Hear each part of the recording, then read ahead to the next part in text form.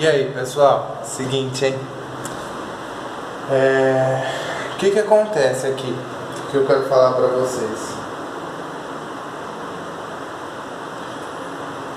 Existem algumas coisas que as pessoas vêm falando, principalmente aí homens de Deus, que estão totalmente fora da palavra. E por quê? E por que muitas pessoas acreditam? Porque interpretam a Bíblia de maneira errada. Mas como é a maneira certa de interpretar a Bíblia? Simples. A maneira certa de interpretar a Bíblia é com o Espírito Santo de Deus. Segunda maneira, que tem que já estar agregada, que a principal maneira é o Espírito Santo de Deus. A segunda maneira que vai estar agregada, que o Espírito Santo vai iluminar, é a palavra. Como eu já disse já no vídeo anterior, palavra responde palavra, a Bíblia responde a Bíblia. Não existe meio termo nisso. Nenhum livro, nenhum dicionário, nenhum achado arqueológico vai responder melhor uma questão teológica do que a própria Bíblia, se você procurar na Bíblia, procurar bem. A Bíblia responde ela mesma. Ponto. Eu termino aqui. Agora o que acontece? Lá em Lucas 16:16 vai falar assim, ó: a lei e os profetas vigoraram até João. Desde esse tempo vem sendo anunciado o evangelho do reino de Deus, e todo homem se esforça por entrar nele. E é mais fácil passar o céu e a terra do que cair um tio sequer da lei.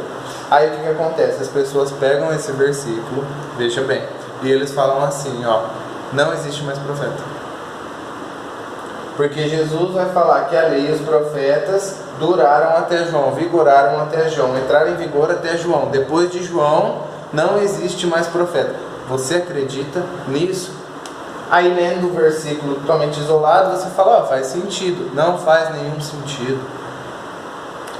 Porque senão, Efésios 4:4 vai falar sobre que Jesus subiu e designou uns para apóstolos, outros para profetas. Então se acaba até João. Por que então que quando Jesus foi ao céu, ele designou alguns profetas, se acabou?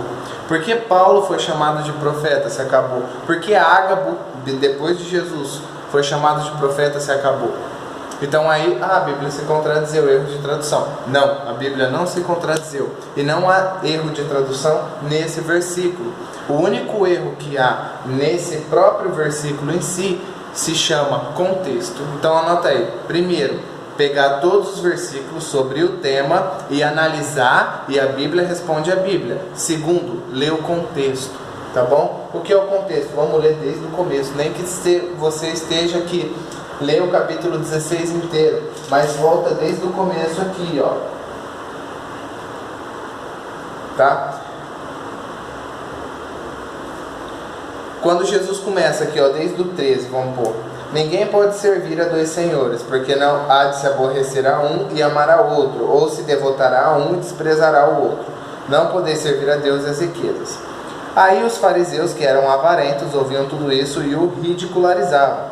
Mas Jesus lhe disse: vós sois os que justificais a vós mesmo diante dos homens, mas Deus conhece o vosso coração, pois aquilo que é elevado entre os homens é abominação diante de Deus. A lei e os profetas vigoraram até João. Desde esse tempo vem sendo anunciado o evangelho do reino de Deus, e todo homem se esforça por entrar nele. E é mais fácil passar o céu e a terra do que cair um tio sequer da lei. Olha que interessante. Aqui simplesmente Deus não está falando que as profetas, a lei se aboliu. Sabe o que está falando aqui? Olha aqui, ó. Olha a palavra-chave. O que vós justificai a vós mesmo diante dos homens. Ou seja, as pessoas se justificando como? Oferecendo sacrifício. Se justificavam por ser um sumo sacerdote, por ter um colete sacerdotal, por ser alguém que ensinava no templo, por ser alguém de respeito, alguém com diploma, alguém que era respeitado, alguém que jejuava. Ele mesmo se auto-justificava, entendeu? Então aí Jesus falou: justificai a vós mesmo diante dos homens. mas Deus conhece o vosso coração. Então Jesus já fala assim, peraí, tudo isso não vale de nada, porque Deus conhece o vosso coração. Se o seu coração não está no lugar certo, esquece. E aí ele fala, pois aquilo que é elevado entre os homens, ou seja, mais uma vez falando, o cargo, tá? E tudo que representava isso é abominação diante de Deus. E aí aqui está o segredo perfeito. A lei e os profetas vigoraram até João. Por quê? Porque depois de João veio Jesus, veio a graça. Tá? Aí as pessoas falam assim, a lei caiu e os profetas caíram. Então por que Jesus fala? É mais fácil passar o céu e a terra do que cair um tio sequer da lei. Ou seja, profetizaram até João, porque depois de João se cumpriu, Jesus veio para a terra. A lei estava escrita até João, porque tudo que estava escrito se cumpriu quando Jesus veio para a terra. E aí é a graça. E aí é em espírito. E aí quem te justifica é chamado Jesus Cristo. Então Jesus Cristo aqui dá uma lição para eles, falando assim, ei, vocês se justificam levando cordeiros e tal, mas a partir de agora, depois de João, a justificativa vem por mim. E aí ele já começa a ensinar, ele fala, peraí que eu vou começar a colocar coisas certas da lei que vocês inutilizaram. Quem repudiar sua mulher e casar com outra comete adultério. Aquele que casa com a mulher repudiada pelo marido também comete adultério. E ele começa a ensinar, mostrando que agora a justificação vem por meio dele. Então você entende como que as pessoas hoje em dia pegam um texto totalmente fora de contexto, pegam um significado em si e eles vogam e eles falam até tão bonito que você acredita, fala assim, nossa, esse cara tem uma sabedoria, sabe? E não, tá bom? A Bíblia responde a Bíblia, tá bom? Se a gente acredita que uma parte da Bíblia é inspirada por Deus e outra parte não é inspirada por Deus, então nenhuma das duas partes é inspirada por Deus. Entenda isso, tá bom?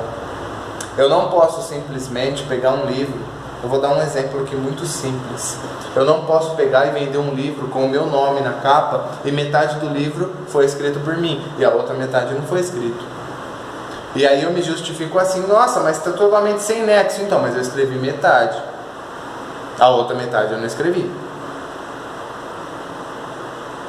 Tá bom? Então, não existe isso. Ou acreditamos que a Bíblia é 100% inspirada por Deus, ou você não serve o Deus da Bíblia, você simplesmente pega, deixa a sua Bíblia de lado e procura outro, tá bom?